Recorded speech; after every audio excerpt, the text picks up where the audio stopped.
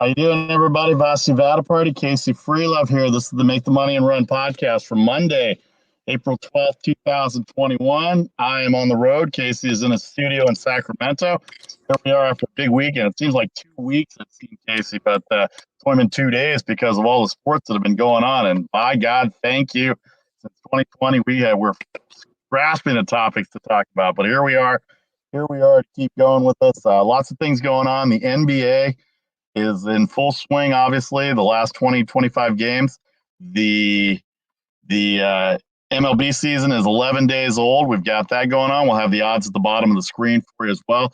You can catch us every Monday, Thursday, and Friday, powered by Stables Media on Facebook Live, Stables Media YouTube page. Or if you miss any of the live broadcasts and any of our scintillating picks, 4-0 for me on Sunday in baseball, download and subscribe anywhere you get your podcast. Casey Freelove, how are you? I'm doing pretty well. Did my annual 2 days of watching golf like I do every year at the Masters, and certainly enjoyed Sunday afternoon. You can't you can't fake being a golf fan. I think it's kind of a sport. It almost requires you to play it to really enjoy it. And since I don't, because I work in radio and I'm poor, I can disc golf, but I definitely enjoyed watching it. There was just enough drama to kind of keep me engaged, especially when Matsuyama kind of started to struggle a little bit with those bogeys late. But when you build a big lead, you got a little bit of leeway. Even on 18, he had that extra putt to give him the one-stroke win, and it was pretty thrilling. I think a lot of gamblers, though, Vasu, are probably left holding the bag because Las Vegas did not take in a lot of money on Mr. Matsuyama to win the Masters tournament. As far as I can tell, I was just reading an article on USA Today. So all in all, pretty good weekend. Lots of baseball, lots of NBA, and the NBA. We're kind of getting to that stretch where things are starting to heat up. Teams are starting to play a little better. This might be the best basketball you'll see played all season as these teams start jockeying for position, trying to figure out, who's going to get home court. And also those teams with that new play-in feature will certainly be in a good spot as well. So I had a pretty good time. And, of course, checking in on Major League Baseball as well. And I know you're knee-deep in baseball because it's part of your job, but it's been a pretty fun start to the season, a lot of parity. And that's kind of what you'll find. Even when you want to bet on teams that are big favorites, you have to realize everybody's going to be around 500 for a while, save for maybe one or two teams. If you're like the Dodgers, then you can just run away and hide because you've got so much offensive talent. But when you get these middling teams or these divisions where we feel like they're really balanced, I'm not surprised to see a lot of teams, 1-2 games over 500, 1-2 games under 500. Thanks to David Andrews on Facebook. If you're on Facebook Live, we appreciate all the support. Stables Media YouTube page, you can get us live as well. David, we appreciate you. Thanks very much for the kind words. How you doing today? Hope you're doing well as well. Hideki Matsuyama, the first Japanese player to win the Masters.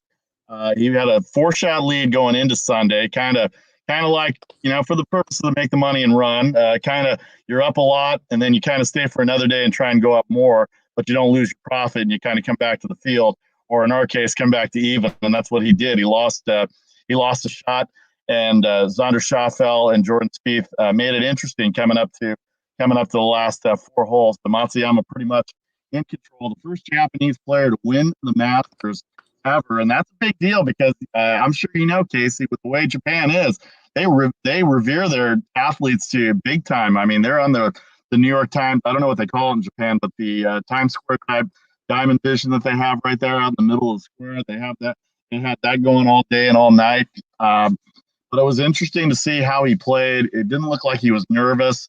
He just played a great round. He's the only he did shoot 1 over, so he was not a 4-day player to be under par as far as 4 days go. That honor went to Will Zalatoris out of the Bay Area. Zalatoris -9. He finished -2 on Sunday. He's the only player to shoot under par all 4 days. Jordan Spieth and Xander Schauffele ended up in -7 and a tie for third. It really was interesting. I think it was pretty much, usually you win it on the back 9 of Sundays, but this time I think the tournament was pretty much over. It's hard to blow a 4-shot lead in the pros, and that's what he did. And one thing about Will Zalatoris, he is from the Bay Area. He is from the Peninsula.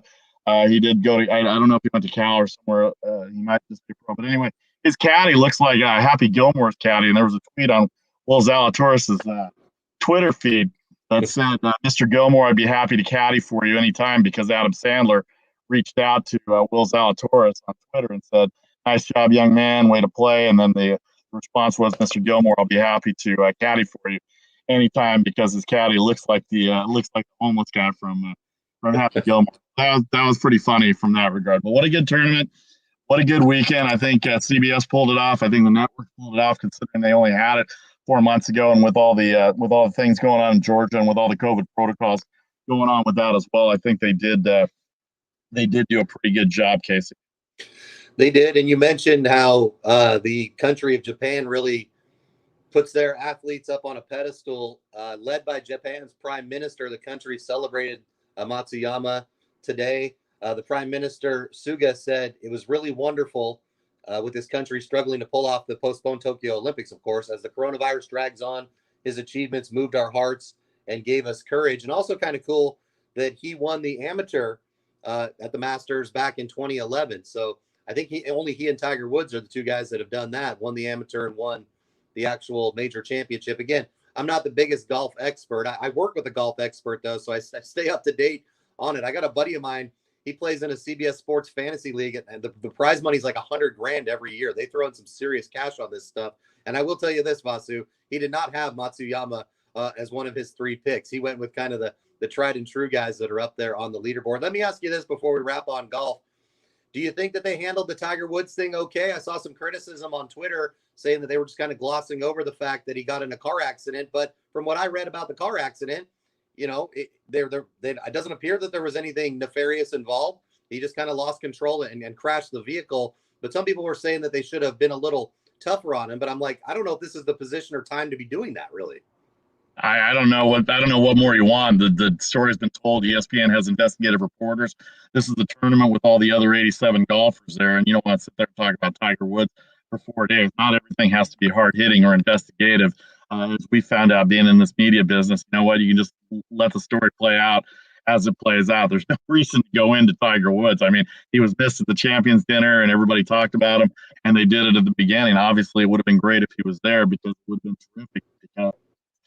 When they had the honorary starters, Jack Nicklaus, Gary Player, and Lee Elder, the first African-American man to play in the Masters tournament back in the 70s, which I can't believe it was only 1970 and the first African-American played in the Masters tournament, but he was one of the 3 honorary starters on Wednesday when they opened up the tournament. So, and it would have been nice to have Tiger Woods there because without Lee Elder, Tiger Woods down many times would not have gotten into golf, and therefore Tiger Woods would not have gotten into golf. So very interesting scenario. David Andrews says he was rooting for Tony Finau, but he was long gone by Saturday afternoon. David, sorry. By the way, if you had Matsuyama going into the tournament, Hideki Matsuyama, 40-1 odds. So you may have to start looking at these long shot odds. And he's going to be. Did you see the Twitter feed of him? Somebody took a picture of him in a Chicago airport, sitting all by himself in the middle of the night, trying to catch a connecting flight from Chicago back to Japan with no fanfare and nobody around him. Mr. Matsuyama, that's going to be the last time you're not going to be bothered in an airport somewhere. And what are you doing winning the Masters and having to take a connecting flight? You need better sponsors or you need something to go with that. So congratulations on your win, but let's step the game up here as far as the next tournaments go. Coming back to the U.S. Private jet. Get that man a private jet. I want to know who his sponsors are because he just sat there like anybody else at the airport with a jacket draped over the chair next to him, and he was looking at his phone. I don't know. My guess was, and there's some good Twitter lines on there, and we'll get off golf in a second. But one of the good Twitter lines I said is that he kept hitting upgrade to try and get in that window when you're trying to buy concert tickets, and you have that 1 minute window. So he's trying to hit upgrade on his phone the whole time at the airport to get on the flight as fast as possible. So congratulations to Hideki Matsuyama, first Japanese player. I'm sure it's going to be big time for him in Japan. We move on. You see the baseball lines at the bottom. Let's hit the NBA a little bit. Not a lot to talk about the NBA. We're just going through the motions, I guess, for lack of a better word. The motions in terms of the NBA, the last 20 games. You see the odds over there. How about Saturday? Before we get to today's odds, how about Saturday with the Los Angeles Lakers and Andre Drummond? He's not going to replace Anthony Davis at the center spot. But boy, what a pickup for the Lakers. I didn't think he was going to be a good fit for the Lakers, especially when Davis and LeBron James came back. But you know what? They needed rebounding. They got rebounding. And they beat the Brooklyn Nets with Kevin Durant and Kyrie Irving in Brooklyn. They did cover on Thursday night against Miami in Miami as an 8.5-point underdog. Lakers in fifth in the Western Conference. What are we making of the Lakers now, Casey? Are they viable, or are we just going to wait until LeBron James and Anthony Davis comes back and keep our comments short on the Lakers right now, because they're a 2-point underdog at the Knicks? And we talked about, I learned what molasses is on Friday as far as the Knicks basketball playing was, but I got to think the Lakers, if they get this kind of production from Drummond and they get shooting like they did, also it did help Kyrie Irving got ejected out of the game on Saturday too. They beat him by 20. Yeah, but they beat him by 20, and I'll give the Lakers more credit than that. They're a 2-point underdog today in probably what's going to be the game of the night right now. I don't see any other games that's like a big game. Denver's at Golden State tonight. Denver playing as well as anybody. Golden State loses James Wiseman. They don't have the height or the strength to match up with Jokic or Michael Green or JaVale McGee or anybody like that. Denver without Jamal Murray, they did lose to Boston yesterday at Denver. That was kind of a shock too, as a 7-point favorite against the Celtics. But Jokic played, and he played well too. But they lost by 19 as well too. So what do you make of the slate today, and what do you thought over the weekend since we've been on the air Friday, Casey? Well, the Lakers are so interesting right now because, as you mentioned, they were missing so many guys. They did not barely even have a rotation, if you will, but they still found a way to get 8 players in double digits. That's without Kuzma, without Gasol, without Wesley Matthews.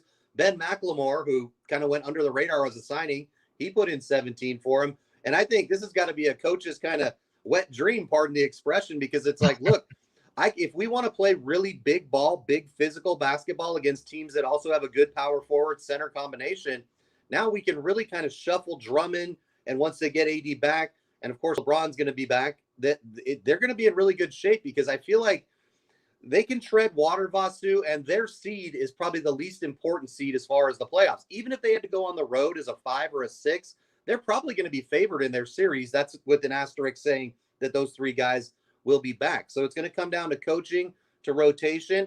And I don't think it's a bad thing for a good team to be able to get as many guys in there as you want. So when you get into key situations and spots in the playoffs, you've got guys that've got experience, more importantly, chemistry that they've built playing with each other.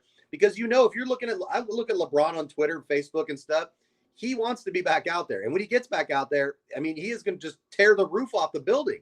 And I think that this is going to be very good for them, even though injuries are never really good, quote unquote. The extended period of rest, especially after the long run that they had in the bubble, can do nothing but help them. Flip the script there with Brooklyn. Let's cool our roll here. I mean, everybody's got the Nets winning the championship. They're getting you 2.5 to 1 right now. The Lakers have moved back into the second choice at 3 to 1, and then you got the Clippers, Jazz, and Bucks. But I think they definitely turned a lot of heads. And let me ask you this, because I'm talking about team building and chemistry with the Lakers and having new guys in there. Brooklyn's kind of had this group together now for a few weeks, but their problem is it's a different injury. It's a different excuse. It's always something different as to why they aren't playing all their top talent at once. Do you think that as we get a little closer, Steve Nash is going to make a concerted effort to make sure that at the very least the big 3 are out there on the court together? Well, I mean, that's the ultimate goal, is to get them out there for the playoffs. But 2 things to that. This year, with the year being COVID and no fans and no attendance, it's kind of similar to what the NCAA did, except they were in a bubble with no fans. I'm curious as to what you think, but I think that home court advantage and seeding is probably less of an important factor this year in terms of the NBA, because the Lakers at a 5 seed, they don't care what seed they're in. Now, I don't think they want to go into 7 to 10 to have to play in to get in the playoffs, because anything can happen in that situation. But you look at these teams that are falling and going up and down in terms of seeding. I just don't think it's going to be a big thing. In fact, let's get to David Andrews here. I wanted to ask David Andrews sent us a comment here. He has a question for us. He goes, when do you guys think there'll be 100% attendance opportunity for our nation's professional sports team? David, that's a great question. That's the genie in the bottle. That's everything that goes there. I've had one shot. I'm sure most everybody now, April 15th, at least in California. I don't know what the rules are in the other states, Casey, but I will be getting my second shot on April 29th, as it is. In order to get into a lot of stadiums in California and arenas, California, you have to show a negative COVID test or show that you've been vaccinated. My vaccination won't officially be until the middle of May, but I have plenty of paperwork to show 23 negative COVID tests to get in and out of stadiums, and it's different in different states when I have been traveling. What do you think about David's question here, Casey? I think it's you can't paint it with a broad brush, because unfortunately you're seeing different areas that are spiking once again, and God forbid we have a 4th wave and have to shut everything down again. The Rangers pulled it off successfully, having the full house on opening day. Now, they did mention that they're not going to continue that trend of having 40,000 people at their new ballpark every night. That's only because they're bad. They're not going to get that attendance anyway. I would agree. Yes, this is very true. But I think, the litmus test states, we live in one of them, California, and then New York. And it seems like Roger Goodell, in my opinion, once again, will lead the way because they're talking about full NFL stadiums for the fall. I saw on the Las Vegas Review-Journal yesterday, their sports writer was pointing out that they are hoping to have full fan attendance for Raiders games coming up this season. So I think it's like, we got two cross sections. We're here. Vaccination, herd immunity, safety events. And I think that if I had to pick a month, like an over-under, since we are gamblers, I would say over-under, give me October. Because here's the problem. We're going to run it, and, I don't want to go political with this, but look, we're going to run into an issue here in about 3 months. Everybody that wanted to get vaccinated will then be vaccinated, and there's going to be a huge part of our population that is still not vaccinated. And that's a personal choice. I have no fault with either side of the debate. But until you can get to a point like that, I think logistically, Vasu, and you would know this better than I, having gone to stadiums, during the pandemic for work, I don't know how you can basically, do I have to go get a test 2 days before? Will you provide me a rapid antigen test at the gate? What's that do for lining fans up as far as just the, facilities don't have all that much room? I think there's a lot of things that come into play there. I can only answer the question from the standpoint of I've heard the Golden State Warriors say that they're going to give people tests at the door because they want people in the door. That's one thing. In California, you have to show a negative COVID test or be vaccinated. Whether it's your personal choice or not, it's also the personal choice of professional sports organizations to allow you in or not allow you in based on the standards, not only by the state, but also because it's private property and it's their product that they have a right to serve whoever they want. Just like you go into a department store or a grocery store, we have the right to refuse service to anyone we deem, not worthy of the service type of thing from that standpoint. So it'll be interesting to see, and I'll be interested. Thanks, David, for the comment. Let's get back to the NBA a little bit here. So anything on today's board, Casey, that you looked at? I do like the Lakers tonight as a 2-point underdog against the Knicks. Philadelphia, 3-point favorite of Dallas, so either Doncic or Porzingis. We know Porzingis is out, but Dallas doesn't play any defense. But Philadelphia, Embiid's back a little bit. 3-point favorite on the road. I still think they're either them or Brooklyn, obviously, are going to be the 1 or 2 seed. But I still like Philadelphia from a defensive standpoint over Brooklyn. And here's the question that you brought up regarding Brooklyn, Casey, is the chemistry issue or the chemistry problem or the chemistry going for the future with Harden, Durant, and Irving, as well as the rest of the teammates. They're the best team going right now in the NBA from the standpoint of wins and losses. But here's the thing. What chemistry? And I say that with capital letters and capital question marks. 7 games they've been in the same game together. That's it. 7 out of 50 games that the 3 of them have been in together. So what chemistry? What are we talking about here, Casey? Yeah, that's the thing. And you can't just turn it on. Even if you've got this highest level of talent, you have to play together a little bit, especially with those guys, because you're talking about such diverse skill sets. You know what I mean? James Harden's like the greatest shooter of our time besides Steph Curry. Kevin Durant, in his role, in my opinion, optimally is going to be a great defender, rebounder, and a distributor of the ball. And then Kyrie's a great distributor as well. He's been called a ball hog in the past, but I think having a couple of other superstars next to him has maybe alleviated that a little bit. I'm really liking the Sixers, Vasu. I faded him a little bit when Embiid got hurt because I didn't know the severity of the injury and how long he's going to be out. But a really good sign that he played in back-to-back games on Friday and Saturday, meaning that he must be feeling a little bit better. Ben Simmons has done a really good job in the past. We're talking about tonight's matchup against the Mavericks on Luka Doncic. And Doncic has to kind of run the show. Now, when I was handicapping, I actually have the Sixers as a pick, and I'll have to adjust my banner because this morning when I got up, it was at 2. It's now moved to Philadelphia -3. So obviously the public, the sharps, whoever you want to call them, are jumping on this line because I think Philadelphia is the better team here. The one thing that's interesting about the Sixers, though, I was analyzing their schedule. They only have 7 losses against the Eastern Conference and a total of 17 losses, by the way. They're 36-17. But 10 of those losses did come against the Western Conference. So that gave me a little bit of a pause. But I just feel like Seth Curry, who knows that court very well, having played for the Mavericks previously, and having Embiid down low is going to give them a pretty big advantage. So Philly's a team I want to keep my eye on. Not that we don't anyway, but we're trying to sort out who the best team is in the East. I still can't quite put Milwaukee back in that conversation as one of the top two. I think it's Brooklyn, Philly, or bust. But the Sixers, I think, are in a good position to win tonight. And if we take a quick look at their upcoming schedule, because that's what matters, schedules matter, the Philadelphia 76ers, basically, after tonight, they're going to go play against Brooklyn, which is a game I'm sure we'll be looking back on when we have the Friday show. But Wednesday, they're against Brooklyn. Then they're against the LA Clippers. So right there, that's going to be a great sample size. Two teams that are clearly NBA Finals contenders. If Philadelphia can go 2-1, 3-0 during this stretch, they're going to feel very confident.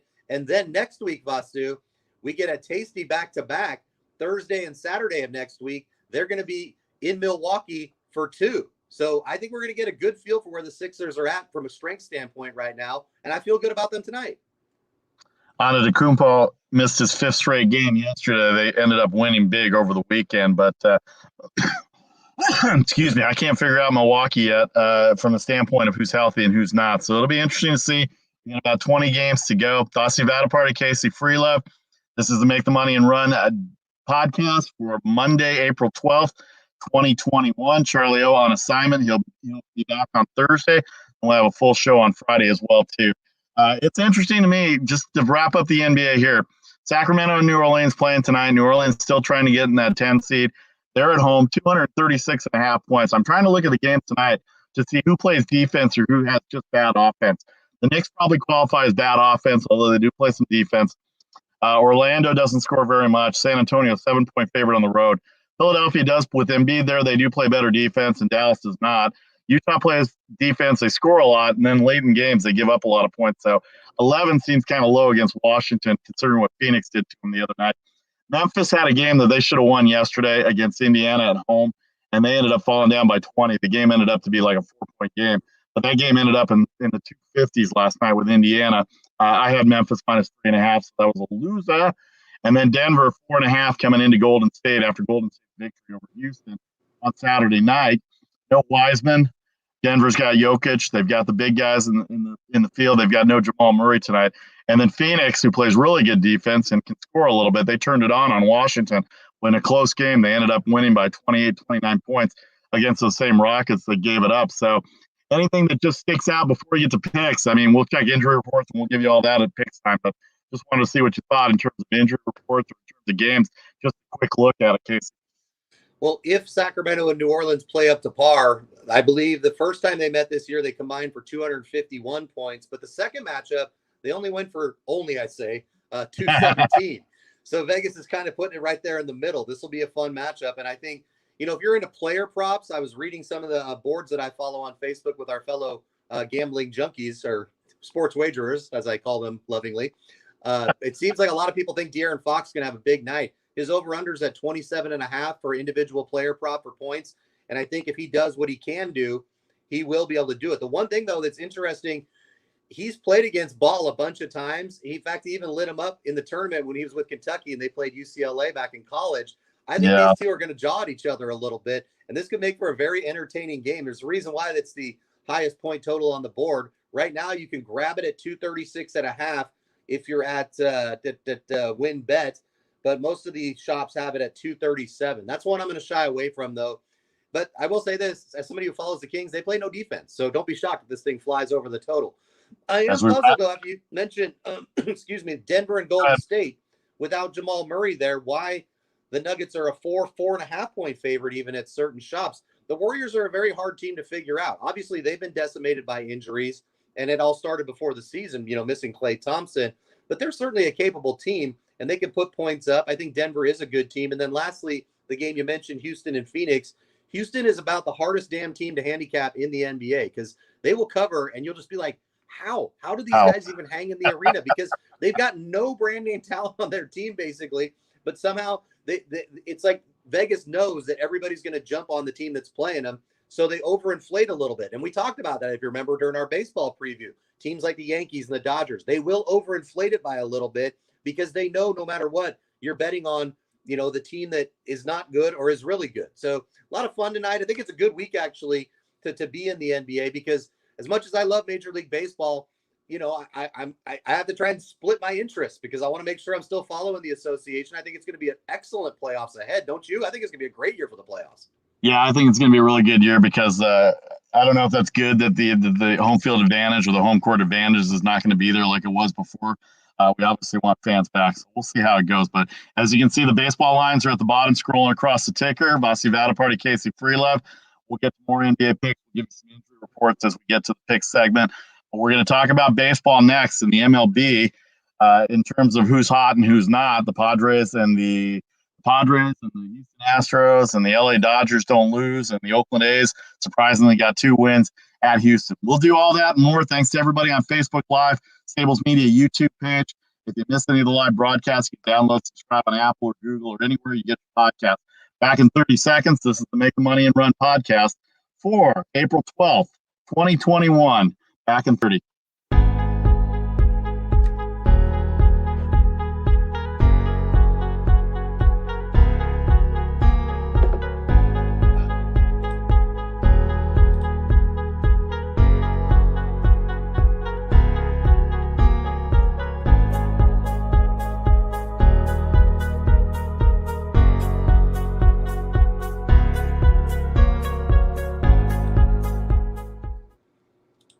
Welcome back to the Make the Money and Run podcast for April 12th, 2021. Casey Freelove, Vasi Vadaparty here. Another weekend of great sports. The Masters, Hideki Matsuyama, the first Japanese player, golfer to win the Masters. Will Zalatoris is going to be a star. He's only 24 years old, and his caddy looks like Happy Gilmore. Check out the Twitter page. And, of course, NBA basketball, Major League Baseball. Going to check out FS1 tonight in the Cubs and Brewers. They'll be on at 6:30 Eastern. 7:30 Eastern, 4:30 Pacific. My time zones are all off here tonight. But let's start with Major League Baseball here, Casey. As we get to it, you can see the lines go across. We'll keep the NBA lines up there for people that are interested in the games tonight. But in terms of baseball, let's start off in the National League here a little bit. I'm really impressed with how the Padres have recovered a little bit, and I know it's only a week and a half since they recovered. But without Fernando Tatis at shortstop, they've got some decent pitching here with Yu Darvish, who's going tonight against Trevor Cahill. San Diego, Pittsburgh, a 2-1 favorite, 7.5 the over/under there. David Peterson and the New York Mets and the Philadelphia Phillies. We'll talk about the Phillies-Braves game last night. I had the Phillies last night, so thank you, Instant Replay, for standing on their home plate call. We'll get to that in a second as well, too. And then those Atlanta Braves are going to host the Miami Marlins tonight with Noah and Alcantara going in Atlanta tonight. So let's talk about the San Diego Padres a little bit, Casey, before we get to the other game. Blake Snell has had 2 starts. He's gone 4 2/3 innings, and he's gone 5 innings. I don't know what he did in his second start, but he might have a reputation of not being able to go after the World Series last year. He might not have a reputation of being able to go more than 5 innings, and I'm not sure exactly what the reasoning was last week when he got pulled after 4 2/3 innings against the Arizona Diamondbacks when Jace Kingler pulled him. They were up comfortably, and he had a chance for a win.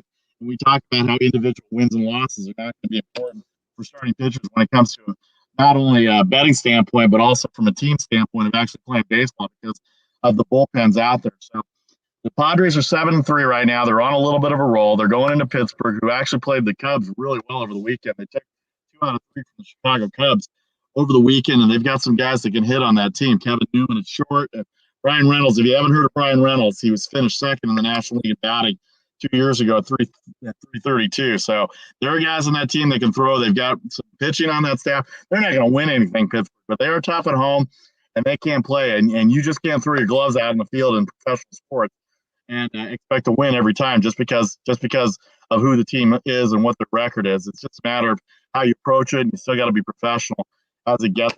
So Padres are 7-3 in this first set of games that we have up here. That's struggling a little bit. They're 2-3. Of course, they didn't start their season on time. Philadelphia Phillies got lucky last night. I will say that because I had the Phillies at plus 150. Matt Moore, a lot of home runs hit last night.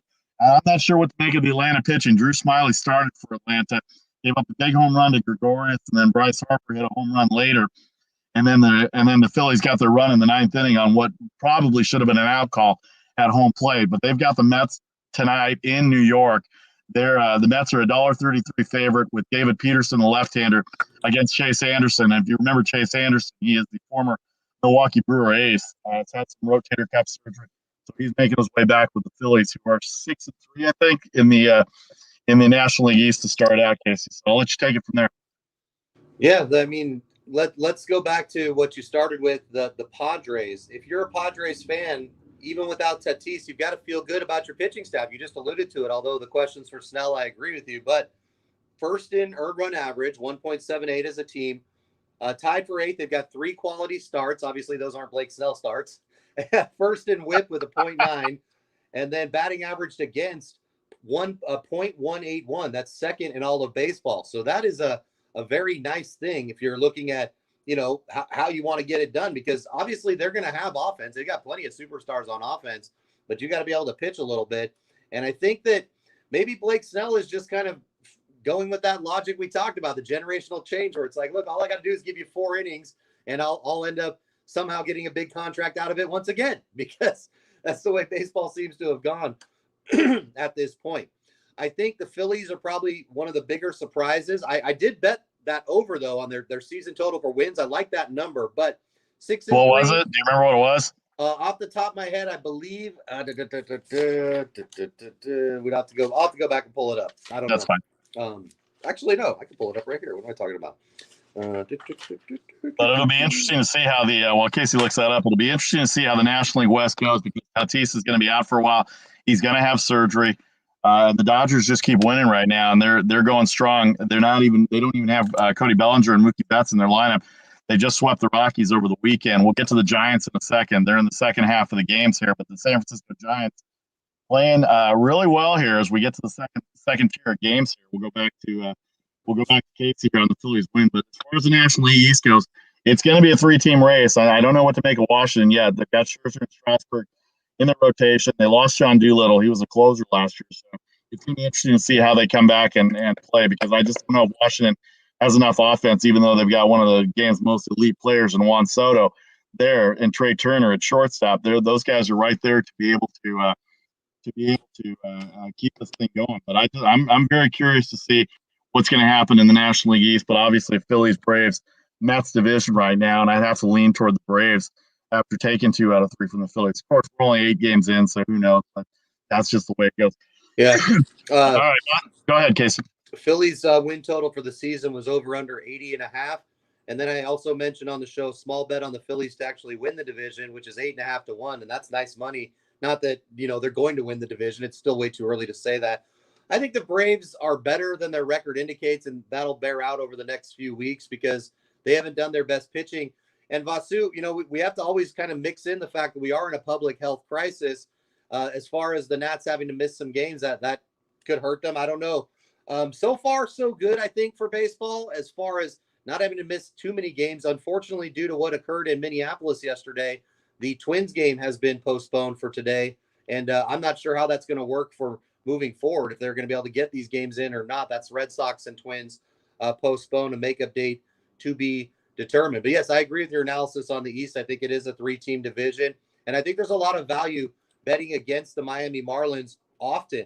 Look at this team's output, Vastu. I mean, they scored no runs, then 4 runs, then 12 runs. But after that, 1 run, 2 runs, 0 runs, 2 runs, 3 runs. You can't win in baseball like that. That's why these totals are very difficult. That over under 8.5, I was ready to pull the trigger, but I just don't even think Miami can score it up. Atlanta will probably win that thing like 6-1 today, and it'll just stay under the number. And that's part of the fascinating part of this thing, folks. If you're gambling, really follow trends. You can see how teams stack up, where these totals get set, why they're so low. And by the way, fun fact here, Vasu, as I throw it back to you, the 8.5 today on the board is the highest total that the Marlins have had all season. So maybe they do both break out. I just think Atlanta, coming off that rough loss last night, they got to be feeling a little feisty, and they're going to come out there and perform pretty well.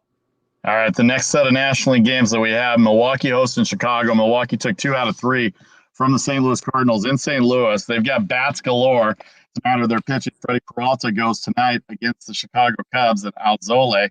Cubs pitching, they've been struggling this year. They lost 2 out of 3 to Pittsburgh. Chris Bryant has been hot. Rizzo has not, although Anthony Rizzo did hold a home run. Javier Baez has a couple of home runs already this season, but I'll be interested to see this series. This is a big rivalry, as we know. Chicago and Milwaukee. Since Milwaukee moved into the National League, it will be interesting. St. Louis is hosting those Washington Nationals. John Gant who was in the bullpen last year against Eric Fetty, 143, 8.5. And how about the San Francisco Giants? I live in Northern California. Giants, I don't know how good they're going to be for the rest of the year. It's a good start to start. They've only lost 3 games. They swept the Colorado Rockies over the weekend behind Cueto and Logan Webb and Anthony Desclafini, who's not going to pitch against his former team, Cincinnati Reds, this week. It's going to be Aaron Sanchez, a former Toronto right-hander, and Wade Miley for Cincinnati. But how about the Cincinnati Reds and all their offense? They got beat yesterday by Arizona. Actually, Luke Weaver had a no-hitter through 6 innings before Cincinnati got through. But Cincinnati did take Arizona did take 2 out of 3 from Cincinnati over the weekend. Usually, I thought it was going to be a rough weekend for Arizona. So good for Arizona to come off the track. We'll get to the Diamondbacks and A's, the only interleague game tonight with Madison Bumgarner. But how about those San Francisco Giants? 4 earned runs in 27 innings over the weekend. Nearly another complete game. What's going on with baseball here? We almost had 3 complete games this week with Johnny Cueto missing out by a third of an inning. Lance Lynn, of course, his complete game shutout on Thursday. And we didn't even mention when we talked about the Padres with Blake Snell and Yu Darvish with Joe Musgrove throwing his no-hitter on Friday night against the Texas Rangers. Joe Musgrove only hit batsman kept him away from a perfect game on Friday night versus the Texas Rangers, and he was outstanding. I watched the last 2 innings, and I listened to the replay on radio to hear Jesse Agler, the Padres announcer, call the 9th inning. It's very exciting for an announcer, whether it's against your team or with your team, to call a no-hitter, and he did a tremendous job on that. But where I live in San Francisco, in the Bay Area, the San Francisco Giants, and this Tatis injury could really help them, and they've got hitting. They can hit. Crawford's off to a good start. Belt hit a home run yesterday. Buster Posey has a couple of home runs. The only series they've lost this year was the opening series against Seattle in Seattle. But then they go to San Diego. The Tatis injury didn't help, I'm sure. But they take 2 out of 3 in San Diego with great pitching. Got into the weekend, and I'm sure it's better now. They were 4th in the National League in team ERA, Casey. And now this weekend only allowing 1 run on Friday, 3 runs on Saturday, and none yesterday. So we said 4 earned runs in 27 innings. That's dealing right there. Certainly is. And, they don't have as many brand name pitchers as they've had in the past, but that doesn't really matter. Baseball is such a fluid sport that year in, year out, there's wiggle room for guys to move up and guys to move down. I'm thinking as far as the downward trajectory, a bad bet that I made on the Yankees with Corey Kluber against the Rays last week on Friday, that didn't work out. He didn't look very good at all. But getting back to the Giants, the only worry I would have is that Evan Longoria is pretty much their statistical leader in every category, but I think you just kind of rebuff that argument by pointing out all the other contributions that have been going out there. They've got good players. I mean, they're a team that I think they were one of the teams that preseason, all 3 of us were kind of debating. We didn't really know what to make of them. And the problem with the Giants is that they play in a division that has 2 teams that clearly are the 2 betting favorites to win the National League, which is a very rare thing. Usually it's not 2 teams from the same division that are the 2 top favorites to win the whole thing. But I think I'm impressed that they were able to do it, and they were blessed with a schedule that got them the Rockies early. That's a nice way to get it done. But to win a series in San Diego, that's very impressive. Now, the Reds are another team that are a bit of a conundrum because they can tear the leather off the ball at times. It's whether or not, their pitching can get it done. Certainly, they're missing a guy like Trevor Bauer. You get Wade Miley going tonight. He's a kind of steadfast, decent pitcher, journeyman a bit. But I think that'll be an entertaining game to watch. And looking at the Giants' schedule, the way it sets up, Vasu, very, very nice for the month of April. 3-game set against Cincinnati. Then they head down to South Florida to take on the Marlins. At Philly, another good test. Which team is here? Which team is there? Then they get to come home for 4 against Miami and 3 more against Colorado. Giants fans, I'm smelling a lot of wins in your future. I think it's going to be a happy month of April for you here, as long as you keep it up. And they've got more games against bad teams, Vasu, in May. Colorado again, Texas, Pittsburgh, Cincinnati. They don't even play the Dodgers until May 21st. And if you can build confidence early, then they probably are going to be in pretty good shape. But of course, I'm not going to say that they're going to be competing against your Los Angeles Dodgers, so I'm sure we could talk about for a minute or 2 here. It's just kind of business as usual. To me, it feels like the Dodgers just kind of put on their suit and tie, grab their suitcase and go to the office, uncork their bats and just go to town. They're a pleasure to watch. And I know Giants fans hate them, but I'm just a baseball fan, and I have no rooting interest either way. I'm happy for you that they won for sure, and they look like the one team that is being dependable that we said was going to be dependable coming into the year. Now, I say that with a 9-game sample, but you got to like what you've seen so far out of LA. No doubt about it. The Dodgers with a sweep over Washington over the weekend. The Giants, I mean, they're going to have to, the Giants and Colorado and Arizona are all going to beat up on each other. But I think the Giants, in order for them to compete, they're going to have to take 2 out of 3 versus the Rockies and 2 out of 3 or 3 out of 4, actually, probably against. They got to win. They got to finish with a 750 winning percentage against the Rockies and the Arizona in order to stay in it with the Padres and the Dodgers. All right, before we go on to the American League games here, Vasi Party, Casey Freelove, let's hit the interleague game tonight because I want to talk about the Oakland A's and the Arizona Diamondbacks. Just said Arizona did take 2 out of 3 from Cincinnati. A little surprising. I thought it was going to be a rough weekend. Madison Bumgarner, speaking of San Francisco Giants fans, not pitching very well in his 2 starts. 11 runs in his 2 starts. He's walked 5 guys. Has given up a ton of hits, and he's just not the same Madison Bumgarner. I still maintain that he was overused in those years, and it might be time.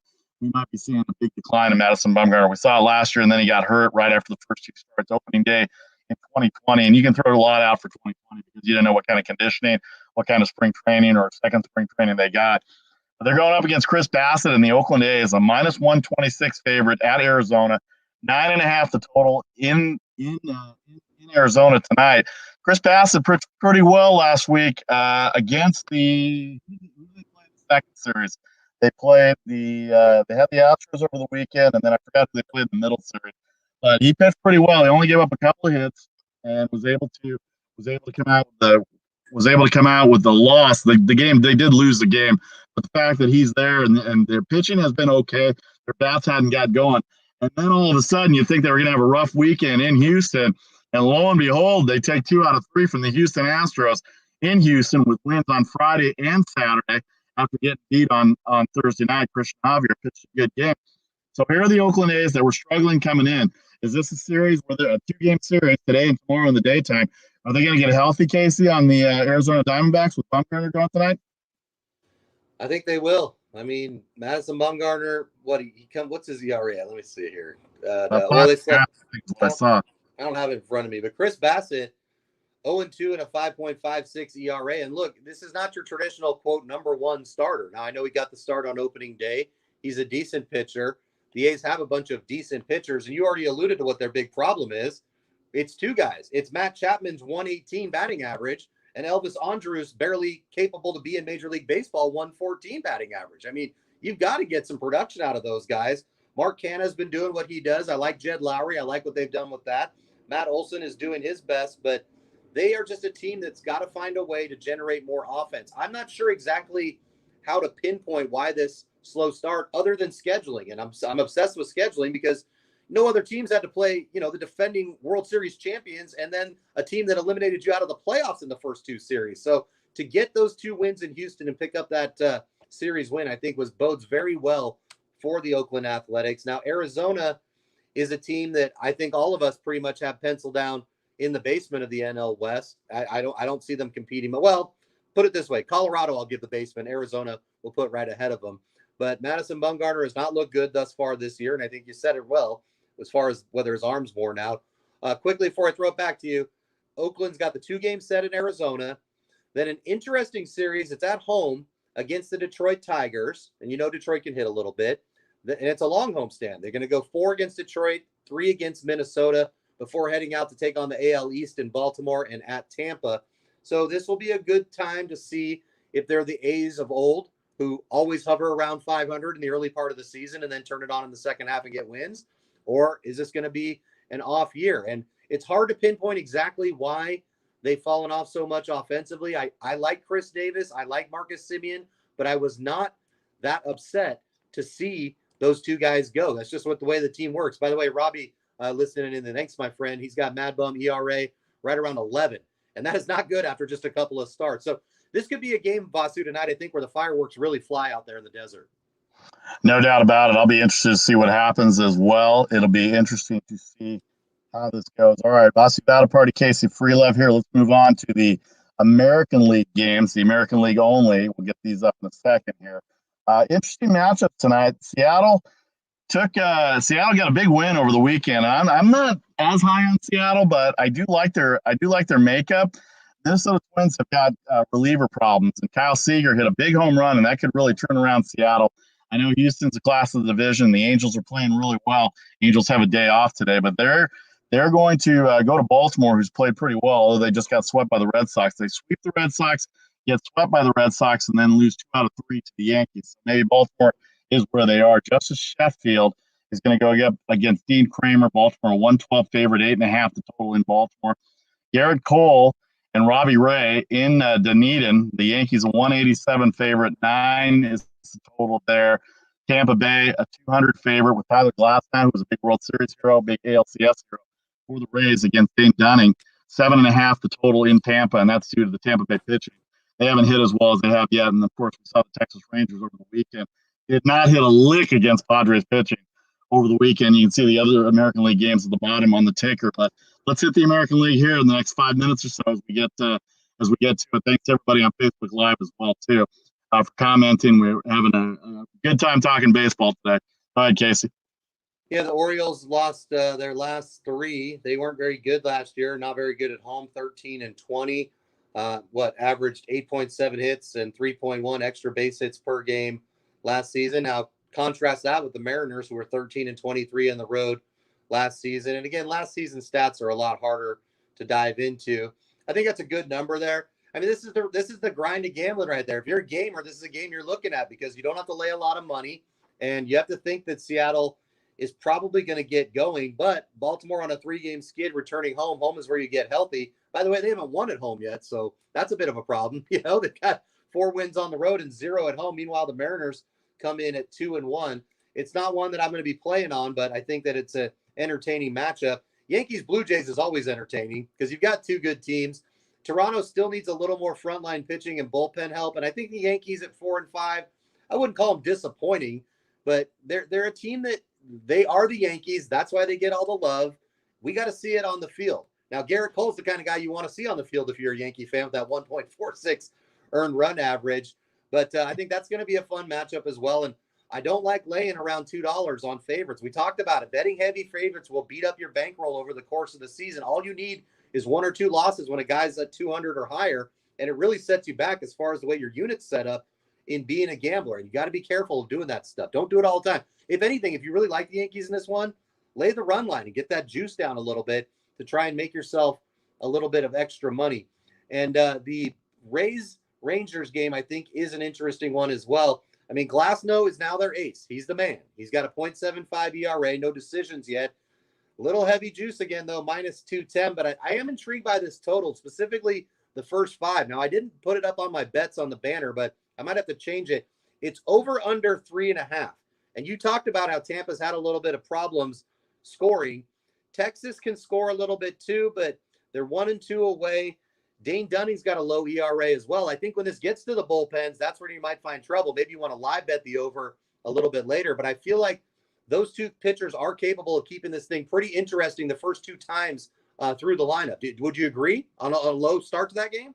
Yeah, I agree with that because Tampa Bay, but like I said, then again, it's going to be hard to determine because Tampa Bay did go over in 2 of the 3 games against the Yankees, and they did get the key hits. Good pitching. The Yankees lose 2 out of 3 to Tampa in Tampa Bay. They've had a tough time in Tampa the last few years, but they got the extra inning win yesterday, 8-4. All right, Vasi Vada Party, Casey Freelove. Let's move on to the other American League games here. The White Sox are 3-5. Kind of surprising to start. Liam Hendricks got a blown save yesterday against the Royals. They had a 1-run lead in the 9th inning, and Hendricks could not hold the lead. He's got an 8.10 ERA to start, but that can happen with just one bad game. Royals end up winning in extra innings. I think the Royals are undervalued here. I think there's a lot of spots for them during the year with the Royals could be a good underdog play. They've got the Cleveland Indians, who've kind of been so-so as well, too. Carlos Rodon, Tristan McKenzie in that game, 127 and 8.5 the favorite for the White Sox side. Look, the White Sox are going to be a good team. They've got sluggers all up and down the lineup. Jose Abreu, the 2020 MVP. They've got Yohan Moncada. He strikes out a lot. They've got Tim Anderson, who led the league in hitting last year, and he's already doing his thing already to start this year. So it's going to be an interesting year for the White Sox. Minnesota Twins, I'm not completely sold on their bullpen, and that's where the games are won and lost in 21st century baseball, or even the latter part of the 20th century baseball. 21st century baseball. Yeah, the latter part of the teens, I should say, the 2010s. But it's going to be interesting to see. And like I said, Minnesota, you cannot give up the You can't give up 3-run home runs in the top of the ninth at home to Kyle Seager and the Seattle Mariners, although give Kyle Seager credit. And then one note on the Minnesota-Boston game, I did have Boston as a dog play at 147 with Martin Perez going up against Jay Happ. The game did get postponed because of all the things that are going on in Minnesota. Obviously, the Derek Chauvin trial. We're not here to talk about all that, but those are the reasons. The Timberwolves game has also been canceled tonight as well, too. So they're going to try and make that up. From what I was listening to when I was driving on the app, that the Red Sox and Twins will play that game at 2:10 Eastern, 1:10 Central tomorrow as well. So they'll get that in and maybe play a double hitter on Wednesday. Moving on in the American League, the Angels a 109 favorite at Kansas City. Like I said, Kansas City's got good value at home. They've got guys that put the bat on the ball, which is as important as anything in today's baseball, because the strikeout, walk, and home run are not the mentality of the Kansas City Royals with a National League style manager, Mike Matheny. Brady Singer, he's got good stuff. Alex Cobb coming off blisters, coming off a run at Tampa Bay where he was pretty good. But he's coming off those blisters and he's injured. He had a postponed start yesterday in Dunedin when the Angels and Blue Jays were canceled. So I'll be interested. The Angels are off to a good start. They've gotten good pitching, and right now they're contending with the Astros in terms of the NL West. And then Zach Greinke goes against Casey Mize tonight, a 210 favorite. 210 favorite, 9 total in Houston as the Astros take on the Tigers, who lost 2 out of 3 to Minnesota and then lost 2 out of 3 to Cleveland over the weekend. And now they travel to Houston to take on really a quality starter in Zach Greinke. Casey Mize the future, but not there yet. Casey Free-Love. Well, let me go back to Minnesota, and I am hoping that they can get that in. But, forget, the situation is bad. But as far as the scheduling, it's bad, too, if they have to cancel any more of these. Because it's not just like a 2-game set. It's a 4-game set scheduled to take place against Boston Monday through Thursday. I'm curious if Major League Baseball wouldn't maybe swap this out and send these guys back to the East Coast and maybe exchange that for games later in the season. I'd have to check the second half schedule to see when they play the Red Sox again. But with the COVID concerns probably going to sideline some teams during points of this year, you got to get in every game that you possibly can. And I understand fan safety is paramount, but that's something that baseball would have the ability to do should they choose. The Royals, I like the Royals. I gave you the Royals over 74.5. That was one of my best bets of the preseason. I love that bet. There's just something about it. You talked about their management style. They've still got some decent players and a really good catcher, which actually matters in Major League Baseball. So Kansas City is a team you want to be betting on this year, in my humble opinion. And then on the Indians-White Sox, I have a play in this game. The Indians basically have a little bit of leeway here because Tim Anderson and Eloy Jimenez are out tonight. That's a little bit of bat offense being taken away from Chicago. Tristan McKenzie, tonight's starter in 8 games last year. 6 of those were starts. 3.24 ERA, 0.9 whip, and 11.3 strikeouts per 9 innings. So I'm feeling kind of feisty with the Indians. Not sure they're going to win it outright, but I have them on my card today. And that's not to take anything away from the Chicago White Sox. Clearly one of the best teams in baseball, one of the favorites to win the whole thing. And then on the Astros and Tigers, another one of those things where it's like, look, Zach Greinke looked amazing against the A's on opening day. And when he's cooking, he's very hard to hit. But minus 240 is just way too much juice for me. Looks like most of the gamblers that are in on this are playing the run line, which will save you a little bit of money. 95% of the cash is in on those Astros on the run line. And the total, they're expecting a high-scoring game between the Tigers and Astros. 88% of the public is over 9.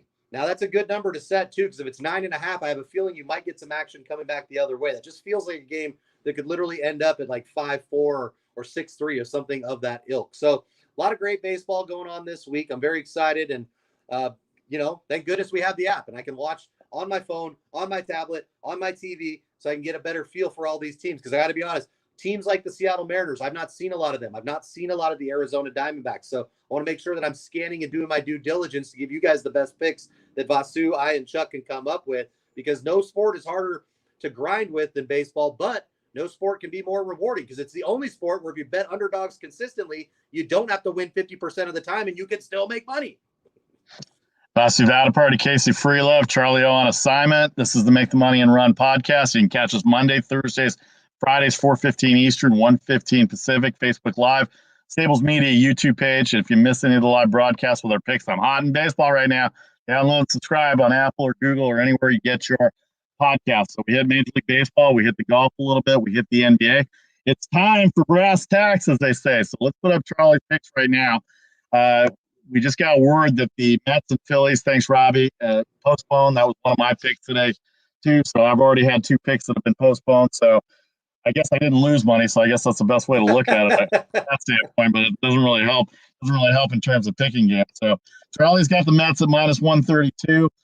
That's a no play. San Diego, Pittsburgh under 4 in the first 5 innings. So Charlie, listening to Casey Freelove on the first 5 innings here with you, Darvish, and Trevor Cahill under 4.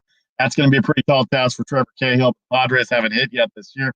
And then in the NBA, the Washington Wizards and the Utah Jazz under 235. And you better hope Washington plays at least 5 minutes of defense, because Utah will play that defense at 235, maybe pushing a little bit. Utah -11. All right, Casey, go ahead with your picks. All right. Well, I again, when I handicapped this morning, the Sixers were at -2. So if you're looking at the screen, just disregard that. I'll still lay the 3 and give me the Philadelphia 76ers to beat the Mavericks. I think they can beat them pretty good tonight. That's just my humble opinion.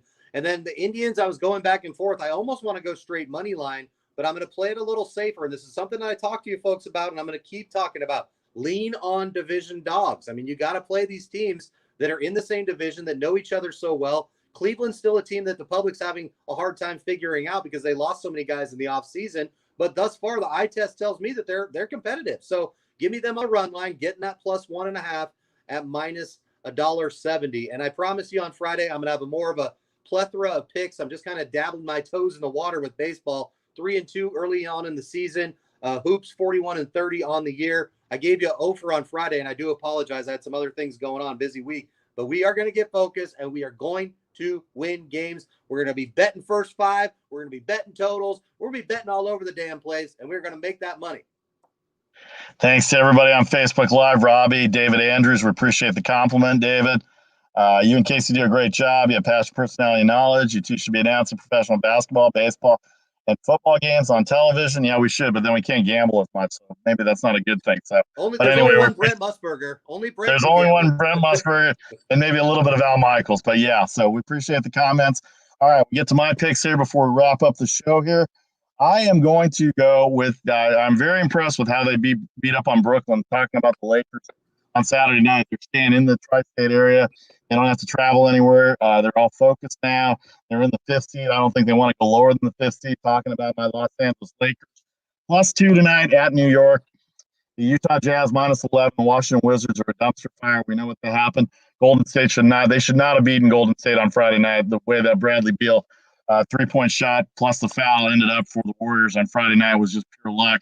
And then Phoenix showed them who they were and beat them up by 25. And Utah laying 11 is going to be the good pick to go. New Orleans, Sacramento, I'm going to count on both teams playing no defense because both teams can shoot. Zion Williamson, by the way, first player in a lot of years, and I forgot what I read the stat at, 20 games with 23 games with 20 points or more to start a career. So he's been good, no doubt about it. The Mets postponed today.